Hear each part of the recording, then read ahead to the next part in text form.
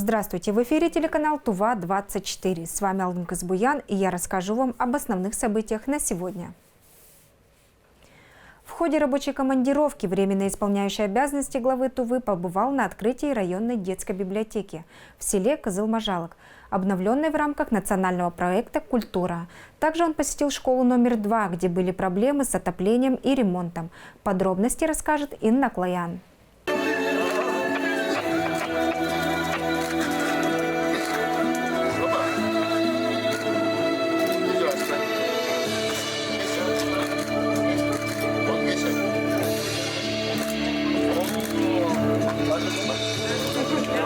Это четвертая модельная библиотека, которая открывается в Туве в рамках нацпроекта «Культура». Модельная значит образцовая. Расположенная в благоустроенном помещении с хорошим книжным фондом, оснащенная современным компьютерным оборудованием и использующая в своей работе новейшие информационные технологии. На обустройство библиотеки была выделена федеральная субсидия на сумму 5 миллионов рублей. Финансовая поддержка от администрации Кажуна на проведение капремонта здания на сумму 500 тысяч рублей, а также гарантии пополнения книжного фонда в течение 3 последующих лет после реализации проекта.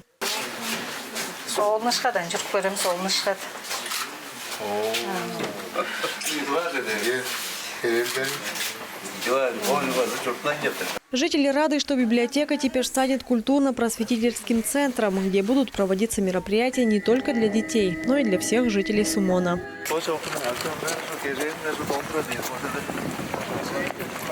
Далее Владислав Хавалык проверил исполнение принятых ранее решений. В прошлый свой приезд в Рио главы Тувы поручил Минстрою и местным властям принять меры по старым холодным залам школы номер 2 села Кызыл-Можалык. Сейчас работы по переустройству актового и гимнастического залов близятся к завершению. По плану срок сдачи объекта – конец сентября. Все пошло. Наконец-то я получил лицензию образовательную. Дело в том, что по спортивному залу, актовому залу надо было дополнительные финансовые средства, чтобы переделать под условия, которые поставили Роспотребнадзор. А там были полностью переделать актовый зал и гимнастический зал. И сейчас эти деньги нашлись, был аукцион, подрядчики есть, делают. И 30 сентября они закончат актовый зал и гимнастический зал. Скажу спасибо в Рио. Действительно, с мертвой точки сдвинулась, работа пошла. Сейчас школа готовится к отопительному сезону. Ожидается 3 новых котла. В скором времени они поступят и будут установлены взамен старых, бракованных.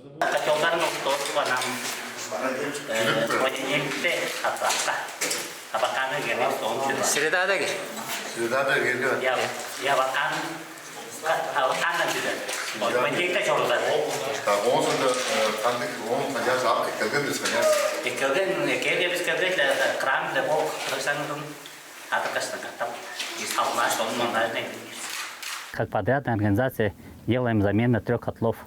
Сделали демонтаж старых котлов и ждем, заказали в заводе новые котлы и ждем, котлы уже завод отгружает в понедельник.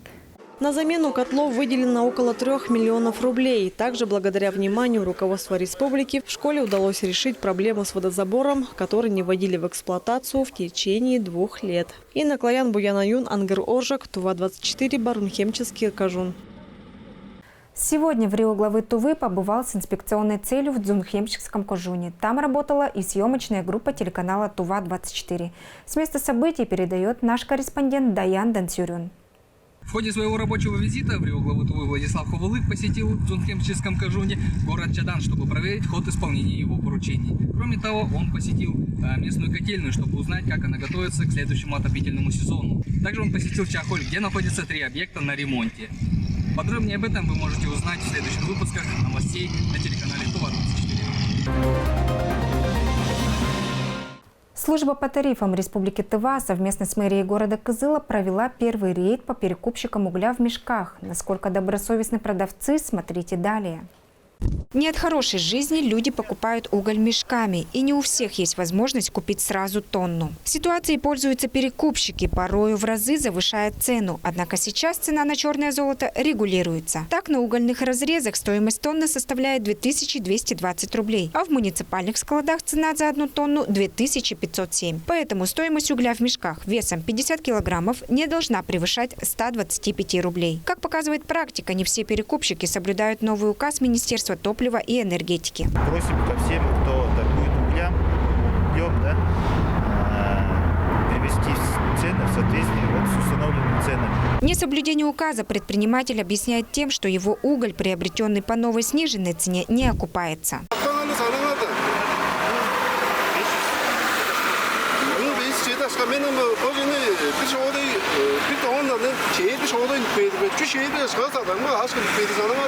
Ни для кого не секрет, что с 1 тонны угля перекупщики получают 25 мешков, а некоторые и 30, что явно означает, есть солидный недовес. Перекупщики продолжают хитрить, кто-то идет на контакт, но большинство убегает и от камеры, и от надзорных органов.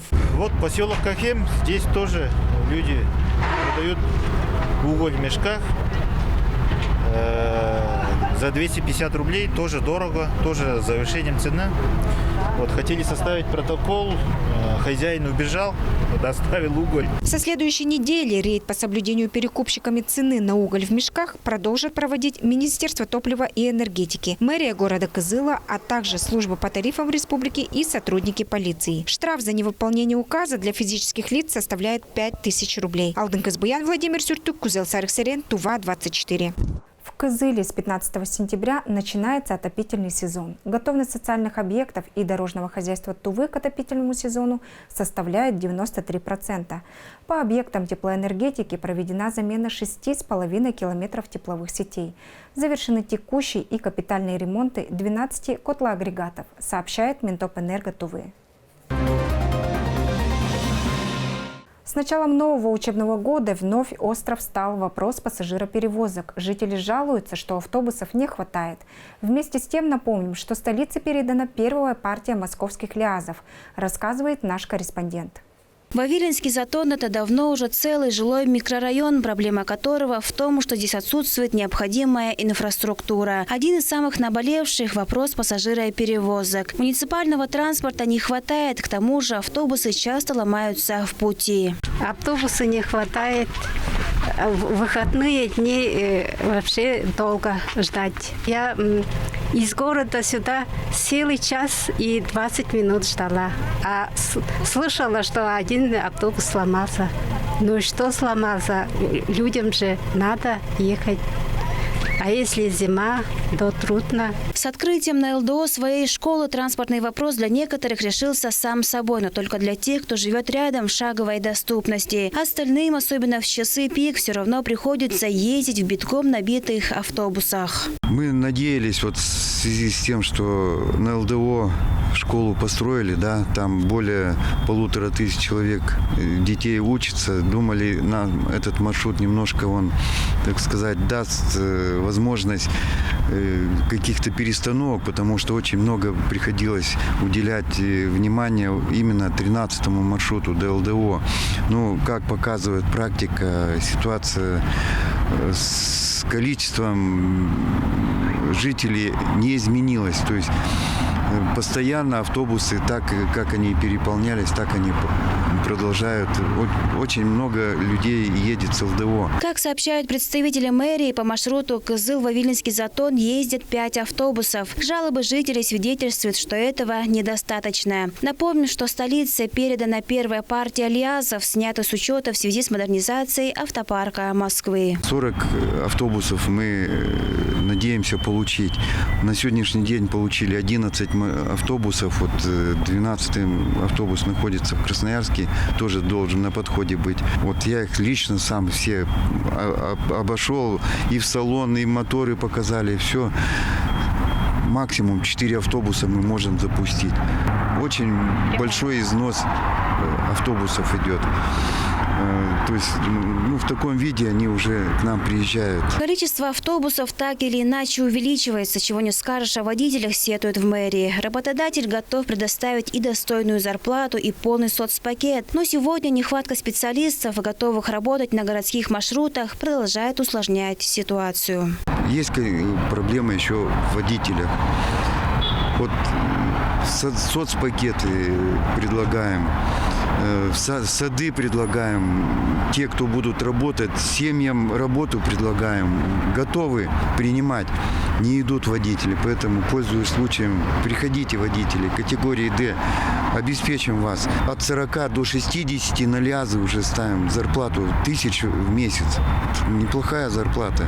То есть готовы принимать людей. Сегодня острая нехватка автобусов стоит по направлениям во Вильнюсский Затон, Байхакское ЛДО, Дальний Каахем и другие. Вопрос пассажироперевозок сложный, и для ее решения требуется взаимодействие всех ответственных министерств и ведомств. Вопрос по субсидированию рейсов в части возмещения тех затрат, которые на сегодняшний день несут перевозчики по межмуниципальным маршрутам. Со временем эти, конечно, субсидирования мы рассматривали вместе с Министерством финансов, Министерством экономики, будем сокращать и тем самым увеличивая ту транспортную потребность, которая на сегодняшний день имеется путем модернизации, так скажем, и автопарка, и в целом открытию новых механизмов каких-то решения этого сложной задачи. В ведении Кызылгортранса 48 автобусов, из которых больше 10 нуждаются в ремонте. К сожалению, ремонт требуется и новым в кавычках московским лиазом. Айра Сад, Владимир Суштюк, Чайхан Донгак, Мирана Иргит, Тува-24. По поручению в Рио главы Тувы Министерство образования и науки республики представило проект новой системы начисления зарплаты, предусматривающей повышение должностных окладов учителей в 2 раза. Как пояснила исполняющая обязанности министра Соланга Тамчай, с учетом районной и северной надбавок минимальный размер заработной платы учителей должен составить более 24 тысяч рублей, а среднемесячный – более 36 тысяч. В Министерстве финансов Тувы пояснили, что на выплату повышенной зарплаты учителей необходимо будет выделить дополнительно более 600 миллионов рублей. Задача эта непростая, отметил министр Орландо Стай, особенно если учесть, что финансовый год завершается. Владислав Хавалых одобрил приведенные расчеты и поручил разработчикам вынести проект постановления на ближайшее заседание правительства. Материалы для оформления кабинетов химии, физики, школьная мебель и оборудование для школьных пищевых блоков – это и многое другое было приобретено за счет дополнительной субсидии в 1,5 миллиарда рублей, полученной республикой по ходатайству в Рио главы Тувы и при поддержке «Единой России». Системе образования региона из этих средств было выделено 105 миллионов рублей. Тему продолжит Айра Сад. Капитальный ремонт сельских школ. Средства будут направлены сюда в первую очередь. Об этом рассказал первый заместитель министра образования и науки региона Владимир Монгуш. На эти работы деньги выделены в рамках 1,5 миллиарда федеральных субсидий. Напомню, что Министерством образования и науки региона из вышеуказанных средств получено 105 миллионов. Состоялись торги на закупку столового оборудования для пищевых блоков столовых, где у нас организовано горячее питание. Потом тоже состоялись торги на приобретение котлов для школ, которые нуждаются в замене котельных. И помимо этого столовая мебель для школ, также кабинеты физики, химии приобретены. У нас нуждающихся школ много, но в первую очередь вот это поступившее оборудование будет распределяться тем школам, которые наиболее нуждаются, с согласованием с муниципальных органов управления образованием. Современные холодильники, электрические мясорубки, кастрюли и сковороды для пищеблоков. Сегодня на склад уже прибыла первая партия. Прибытие следующей ожидается в начале октября. Помимо этого, в рамках нацпроекта поступило оборудование и для школ-интернатов для детей с ограниченными возможностями здоровья. Теплица, оборудование для детей с нарушениями опорно-двигательного аппарата в городе Агдабураке. Помимо этого поступили также оборудование для открытия Центра непрерывного педагогического образования Тувинского института развития образования. Это все в рамках национального проекта образования. Кроме капитального ремонта сельских школ, необходимые работы по ремонту системы отопления запланированы в детском саду «Солнышко» Чайхольского и в дюймовочке Каахемского Кажунов. Айра Сад, Буя Монгуш, Мирана Иргит, Тува-24. Совсем скоро выйдет первый том Уренхайско-Тувинской энциклопедии к столетию Тувинской Народной Республики.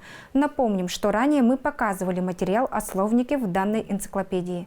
О проделанной работе и о дате выхода первого тома энциклопедии расскажет Айдана Ховалык.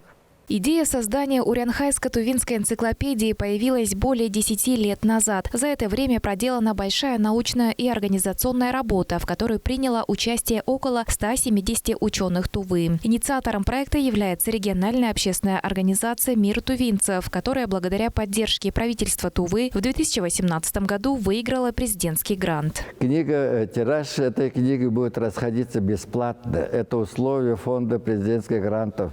Мы благодаря поддержке фонда получили в общей сложности почти выполнили работу на 10 с лишним миллионов рублей.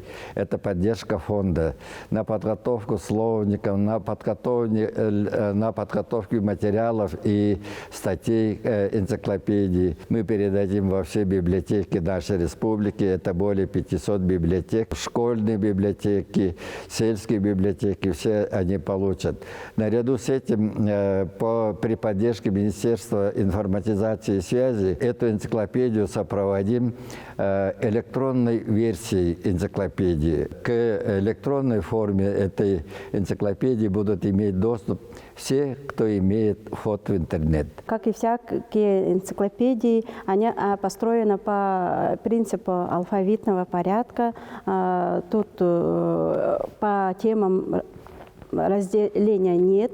Формальный начинается с буквы А и до буквы К. Это первый том будет. А потом с буквы Л и до Я будет второй том. И пока я вот держу, это рукопись первого тома, над которым мы уже завершили работу.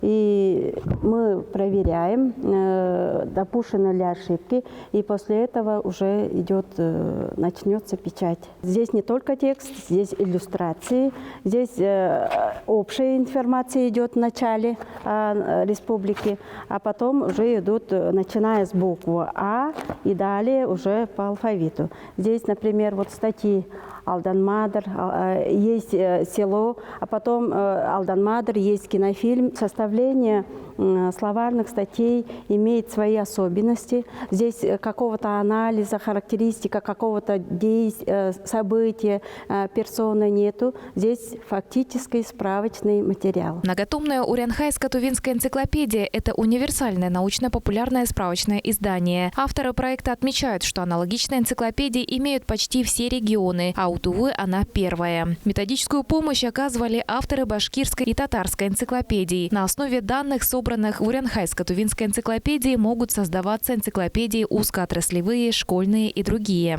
По разделу археологии будут представлены статьи о многих археологических памятниках, расположенных на территории нашей республики. Статьи были подготовлены ведущими археологами нашей Тувы. Археологические памятники, несомненно, занимают важное место в культуре нашей родной Тувы. И данные статьи, как справочная информация, будут очень полезны для подрастающего поколения, для школьников. То есть можно эту информацию использовать при проведении уроков, классных часов в районах нашей республики, где и расположены, соответственно, вот эти археологические памятники. Это древние курганы, захоронения, каменные изваяния, древние города, стелы, балбалы и так далее. Пару лет назад был случай, все, наверное, об этом знают, как древние петроглифы на памятнике Малый Баянкол были расписаны именами каких-то людей. Об этом памятнике тоже будет в энциклопедии, и местоположение тоже будут знать, и будут беречь и охранять наши памятники. Первый том Уренхайско-Тувинской энциклопедии открывает обзорный очерк с общими сведениями о нашем регионе, его природных условиях, историческом развитии, населении, экономике, просвещении, здравоохранении, культуре и спорте. Я писала статьи по отрасли экономика. и редактировал статьи по отрасли оружейноведения и медицины. Я являюсь научным сотрудником в Тувинском институте гуманитарных и прикладных социально-экономических исследований в отделе научного сопровождения реализации индивидуальной ускоренной программы развития Тувы. Но деятельность связана с исследованием экономики Тувы. Как я писала по отрасли экономика, были статьи об организациях и предприятиях, которые внесли какой-то определенный большой вклад в развитие в экономике Тувы. Какие-то предприятия закрывались, какие-то открывались, и таким образом мы узнаем, что происходило в Туве. То есть посредством, через призму становления и, ну, скажем так, разрушения предприятий. То есть было очень интересно в такой динамике посмотреть, как все развивалось. Национальный архив Республики Тува подготовил несколько статей для энциклопедии про героев социалистического труда. Работая над статьями про героев, мы столкнулись с некоторыми трудностями. Не было информации о подлинной дате рождения или смерти данных героев. Трудность была в том, что работа над энциклопедией шла параллельно с основной работой, которую мы каждый день исполняем. Думаю, с этим столкнулись, наверное, многие авторы энциклопедии. Многие авторы энциклопедии, работая над своими статьями, посещали архив для поиска нужной информации. Работа была очень насыщенной и плодотворной. Создатели энциклопедии стремились отразить в издании всю полноту информации о республике с древнейших времен до современности. Однако они допускают, что некоторые сведения могут отсутствовать. Первый том Уренхайско-Тувинской энциклопедии выйдет в свет уже в октябре. Второй том будет выпущен до конца этого года. Айдана Холок, Буян Уюн, Мираныргит, Тува-24. Сегодня на горе Дугея, вблизи города Кызыла, произошла долгожданная установка священной статуи Будды. Как стало известно, статую Будды из-за погодных условий удалось установить только со второй попытки. Напомним, что священный памятник стоит на высоте почти 1000 метров над уровнем моря и виден с любой точки столицы. По первоначальному замыслу статуя предполагалась высотой в 40 метров, однако по совету проектировщиков для большей сейсмоустойчивости памятника строители решили, что монумент будет высотой 9 метров. Строительные работы проходили силами добровольцев из числа верующих. Проект благословил Далай-лама XIV. Эфир телеканала подходит к концу. Следите за нашими новостями в социальных сетях. Пусть завтра будет лучше, чем сегодня.